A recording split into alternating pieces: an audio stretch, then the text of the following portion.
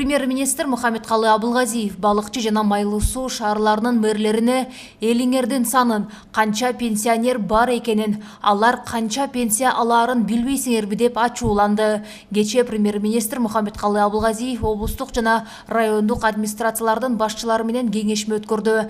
Кеңешменин жүрүшүндө жергиликтүү өз алдынча башкаруу органдарынын ишмердүүлүгү тууралуу маалымат угулду. Абылгазиев 2020 жылы дотациядагы айыл өкмөттөрдүн санын кыскартуу боюнча иштерди активдүү жүргүзүү керектигин баса белгиледи. Кеңешменин соңунда тийиштүү мамлекеттик органдарга ар бир район жана облуста жериндеги жетекчилердин ишинин натыйжалуулугуна инспектордун текшерүү жүргүзүү милдеттендирилди. Муну менен катар өкмөттүн облустардагы ыйгарым укуктуу өкүлдөрүнө жана район жетекчилерине 2020 жылдагы ишинин деталдуу планын түзүү тапшырмасы берилди.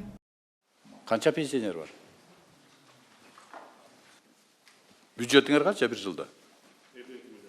Канчасы социалдык проблемалар чечет? Силерде канча пенсионер бар балыкчыныкы? 5800. Канча каражат аласыңар?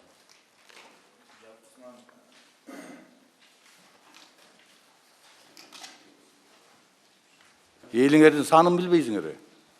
Канча пенсияң бар? Канча пенсия тарайт? Пенсиялык каражатты канча төлөйсүңөр? Пособие канча алат? Азыр мына отуруп алып тур социалдык экономикалык программаны кайсы жерде кайсы магазин ачылат, кандай ишкана коебуз, кандай соода кылабыз, канча жумуш орун түзөбүз деп мына ушул болуш керек силерде иш. Биздин максатыбыз ошол элдин жашоо деңгээлин көтөрүш. Анын үчүн эмне кылыш керек? Максималдуу түрдө жумуш орун түзүш керек.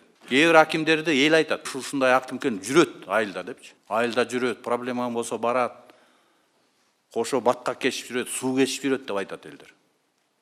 Кээ бирин айтат, анын бар жогу билинбейт дейт. Баардык нерсе айыл жеринде болуп аткан, силердин колуңарда.